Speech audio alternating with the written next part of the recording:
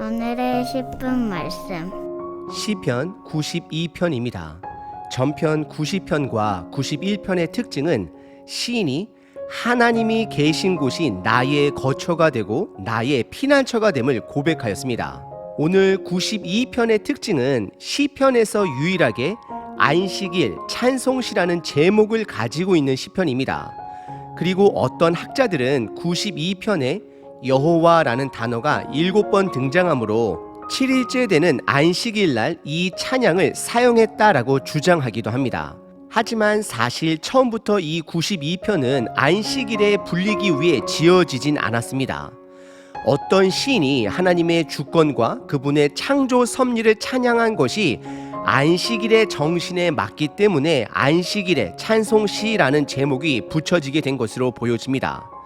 중요한 것은 시인은 비록 예수님 시대에 살지는 않았지만 구원의 큰 그림을 명확하게 가진 자가 됩니다. 그래서 그는 하나님의 주권을 신뢰합니다. 시편 90편의 저자 모세도 91편의 시인도 그리고 오늘 본문 92편의 시인도 하나님께서 반드시 하나님의 때에 악인을 심판하실 것이고 의인들을 구원할 확신을 가진 자들이었습니다. 그래서 시인은 본인이 창조의 목적대로 하나님을 찬양할 수밖에 없다라고 고백을 합니다. 찬양은 하나님의 주권을 볼 수 있는 자, 신뢰하는 자들만이 하나님께 올려드릴 수 있는 특권이 되는 것입니다. 하지만 악인들은 하나님의 찬양을 보지 못합니다. 왜냐하면 그들은 어리석게도 하나님의 주권을 보지 못하기 때문입니다. 오늘 본문 시인은 찬양을 멈출 수 없다라고 고백을 합니다. 저와 여러분들도 오늘 삶 속에 찬양이 계속해서 흘러나오는 하루 되시길 바랍니다. 찬양은 하나님의 형상을 회복한 자들의 특권이 되는 것입니다. 오늘 본문은 크게 세 부분으로 나눌 수 있습니다. 첫 번째는 하나님의 존재 자체와 그분이 하신 일로 인하여 찬양합니다. 두 번째는 악인들을 향한 심판을 노래합니다. 마지막 세 번째는 의인의 형통함을 노래합니다. 첫 번째 부분은 하나님의 존재와 그분이 하신 일로 인하여 찬양을 합니다. 1절부터 5절입니다. 지존자여 시펴금과 비파와 수금으로 여호와께 감사하며 주의 이름을 찬양하고 아침마다 주의 인자하심을 알리며 밤마다 주의 성실하심을 베품이 좋으나이다. 4절 여호와 주께서 행하신 일로 나를 기쁘게 하셨으니 주의 손이 행하신 일로 말미암아 내가 높이 외치리이다. 5절 여호와여 주께서 행하신 일이 어찌 그리 크신지요 주의 생각이 매우 깊으시니이다 라고 기록합니다. 1절서부터 3절은 시인이 하나님의 존재만으로 하나님께 찬양을 올려드립니다. 고대 당시 사용할 수 있는 최고의 악기로 하나님을 찬양하길 원합니다. 시인은 하나님께 두 가지 이유로 인해 감사합니다. 첫 번째는 하나님의 이름, 즉 그분의 존재만으로 감사함을 고백합니다. 왜냐하면 하나님의 존재만으로도 시인은 힘이 나기 때문입니다. 두 번째는 아침마다 주의 인자로 밤마다 주의 성실함으로 좋다, 감사하다라고 고백을 합니다. 시인은 창조주 하나님을 찬양하고 있는 것입니다. 태초의 공허함 속에 하나님이 세상을 창조하시고 모든 것이 보기에 좋다 말씀하시고 사람을 창조하시고 보기에 좋다라고 말씀하셨습니다. 시인은 지금 창조주 하나님의 인자, 즉 은혜와 변함없으신 하나님으로 인하여 좋다라고 고백을 합니다. 여러분들은 하나님의 존재만으로도 힘이 되시고 찬양이 흘러나오시나요? 그리고 이어서 4절과 5절은 하나님이 하신 일로 인하여 하나님을 찬양합니다. 그 일은 하나님께서 저와 여러분들을 구원하기 위한 복음의 일을 말하는 것입니다. 4절에 여호와께서 하신 일로 인하여 그가 기뻐하고 하나님이 하신 일로 인하여 찬양한다라고 고백을 합니다. 그리고 5절에서는 여호와께서 행하신 일을 발견하면 발견할수록 놀랍고 크고 깊다라고 고백을 합니다. 시인이 고백하는 여호와의 일은 무엇일까요? 그것은 하나님이 그의 백성을 구원하기 위해 하신 모든 구원의 일을 말하는 것입니다. 역사적으로는 이스라엘이 애굽에서 노예였을 때에 애굽할 때 홍해에서 애굽의 군사들을 수장시킨 그 사건들을 말하는 것입니다. 그것이 바로 하나님의 놀라운 구원의 일이 되는 것입니다. 그리고 저와 여러분들에게는 이 땅에 예수님을 보내주신 그 일로 인하여 우리는 하나님을 찬양해야 하는 것입니다. 오늘 본문의 첫 번째 부분은 시인이 하나님의 존재만으로 하나님을 찬양하고 하나님의 구원의 일로 인하여 하나님의 이름을 높이 올려드립니다. 두 번째 부분은 악인을 향한 심판을 노래합니다. 6절부터 9절입니다. 어리석은 자도 알지 못하며 무지한 자도 이를 깨닫지 못하나이다. 7절 악인들은 풀같이 자라고 악을 행하는 자들은 다 흥왕할지라도 영원히 멸망하리이다. 8절 여호와여 주는 영원토록 지존하시니이다. 9절 여호와여 주의 원수들은 패망하리이다. 정녕 주의 원수들은 패망하리니 죄악을 행하는 자들은 다 흩어지리이다. 6절의 시인은 악인들을 어리석은 자, 무지한 자다라고 고백을 합니다. 악인들이 알지 못하는 것은 하나님의 주권을 보지 못하고 하나님의 구원의 일을 보지 못하는 영적 장님이 되는 것입니다. 악인들은 하나님의 형상을 상실한 자가 되는 것입니다. 그래서 그분의 일과 하나님의 존재를 보지 못합니다. 그리고 7절에 악인을 풀로 비유합니다. 처음에는 풀이 쑥쑥 잘 자라 흥왕하는 것처럼 보이지만 결국 하나님의 심판의 때에 그들은 멸망당할 것을 시인은 노래합니다. 그래서 시인은 현재의 억울한 상황 속에서도 하나님의 주권을 신뢰하면 견딜 수 있는 것입니다. 그래서 8절에 하나님의 영원성을 찬양합니다. 그리고 9절에 다시 한번 패망이라는 단어를 2번 사용하며 악인들은 반드시 패망하여 다 흩어질 것이다 라고 노래합니다. 오늘 본문의 두 번째 부분은 악인들의 심판을 노래합니다. 왜냐하면 그는 하나님의 주권을 신뢰하기 때문입니다. 여러분들은 악인들을 심판하실 하나님으로 인하여 찬양하시나요? 세 번째 부분은 의인의 형통함을 노래합니다. 10절부터 15절입니다. 그러나 주께서 내 뿔을 들소의 뿔같이 높이셨으며 내게 신선한 기름을 부으셨나이다. 11절 내 원수들이 보응받은 것을 내 눈으로 보며 일어나 나를 치는 행악자들이 보응받는 것을 내 귀로 들었도다. 12절 의인은 종려나무같이 번성하며 레바논의 백향목같이 성장하리로다. 13절 이는 여호와의 집에 심겼으며 우리 하나님의 뜰 안에서 번성하리로다. 14절 그는 늙어도 여전히 결실하며 진액이 풍족하고 빛이 청청하니. 15절 여호와의 정직하심과 나의 바위 되심과 그에게는 불의가 없음이 선포되리로다 라고 찬양합니다. 10절에 그러나로 시작을 하며 두 번째 부분에 악인들의 노래와는 대조가 됨을 나타냅니다. 10절의 시인은 뿔과 기름이라는 단어들로 하나님을 노래합니다. 뿔은 힘을 상징합니다. 만약에 뿔이 스스로 높아지려 한다면 그것은 교만입니다. 하지만 하나님께서 높여주시는 뿔은 하나님의 권능을 드러냅니다. 시인은 하나님이 본인의 뿔을 높여주셨다, 하나님의 권능을 드러내고 있는 것입니다. 그리고 신선한 기름을 부으셨다라고 고백을 하는데 기름 부음은 하나님이 선택한 자 또는 전쟁의 승리를 상징합니다. 본문의 배경으로 봐서는 하나님이 의인을 승리하게 하실 것을 노래하고 있는 것입니다. 그리고 11절의 의인은 악인들이 멸망을 당할 때에 증인이 될 것을 노래합니다. 그래서 내 눈으로 내 귀로 악인들의 심판을 보고 들을 것을 확신합니다. 시인은 악인을 향한 하나님의 심판을 확신합니다. 그리고 12절에 의인을 나무로 표현합니다. 첫 번째 나무는 종려나무입니다. 종려나무는 무성한 잎과 열매가 특징입니다. 두 번째 나무는 튼튼한 수잎나무인 백향목과 같이 성장할 것을 노래합니다.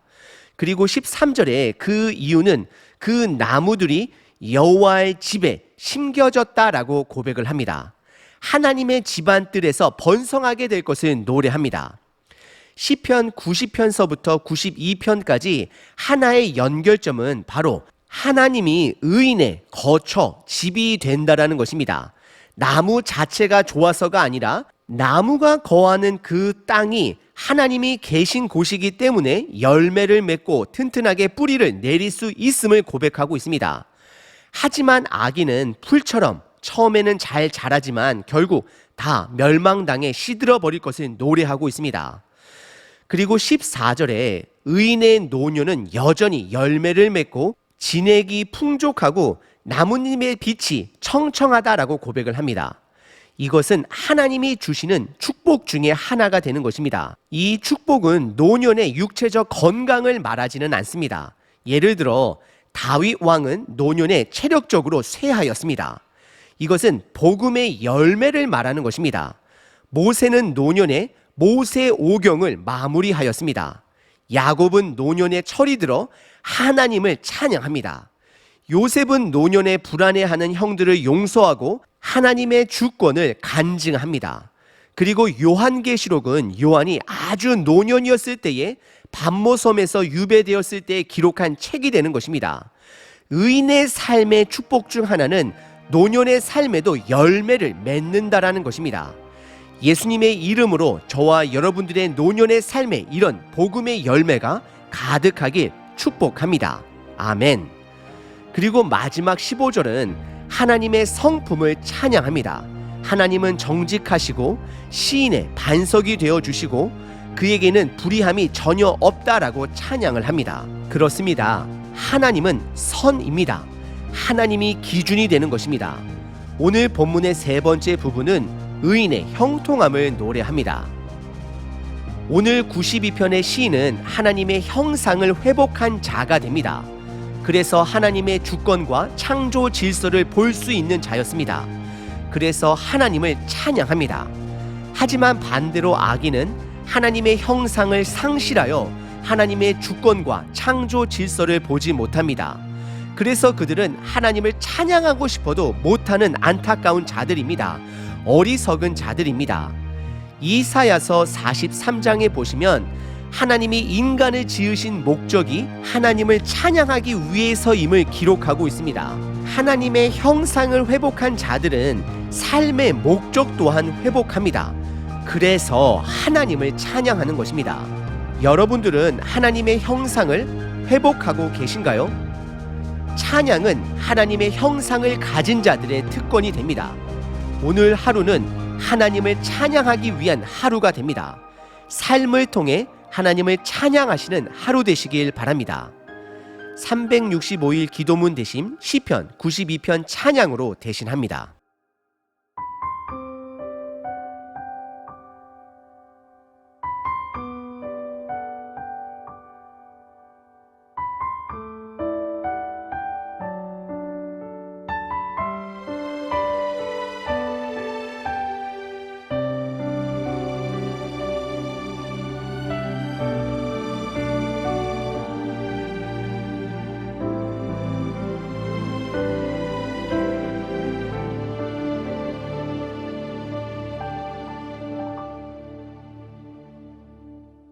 아침에 주의 인자하심을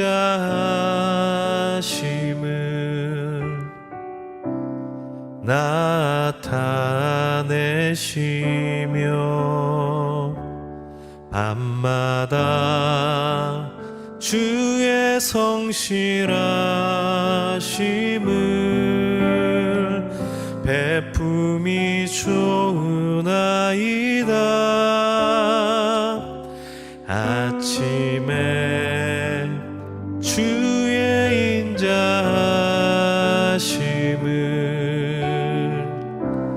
나타내시며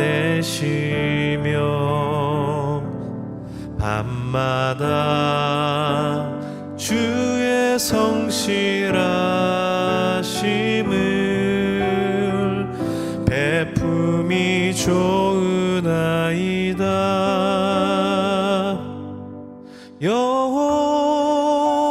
여호와께 감사하며 주의 이름을 찬양. 여호와께 감사하며 감사하며 주의 이름을 찬양.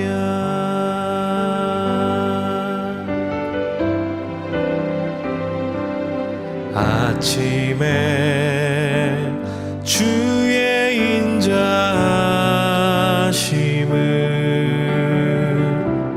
나타내시며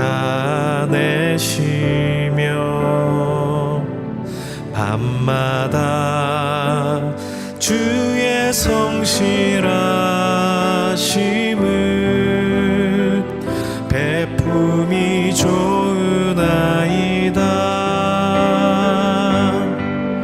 여호와께 감사하며 주의 이름을 찬양.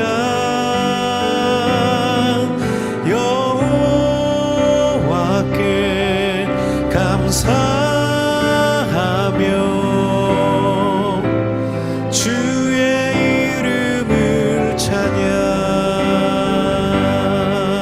여호와께 감사하며 주의 이름을 찬양. 여호와께 감사하며 주의 이름을 찬양. 여호와여 주의 행사가 어찌 그리 크신지요.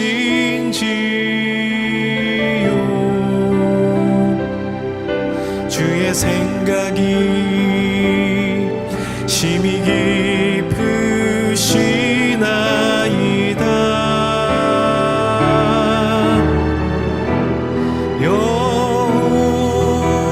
여호와여 주의 행사가 어찌 그리 크신지요.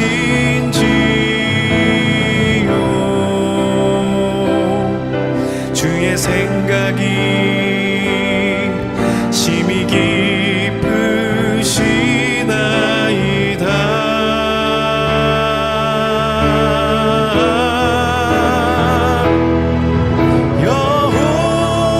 여호와께 감사하며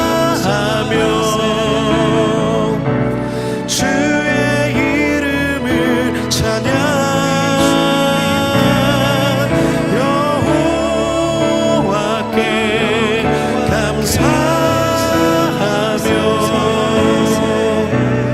주의 이름을 찬양. 여호와께 감사하며 주의 이름을 찬양. 여호와께 감사하며 주의 이름을 찬양. 여호와께 감사하며 주의 이름을 찬양. 여호와께 감사하며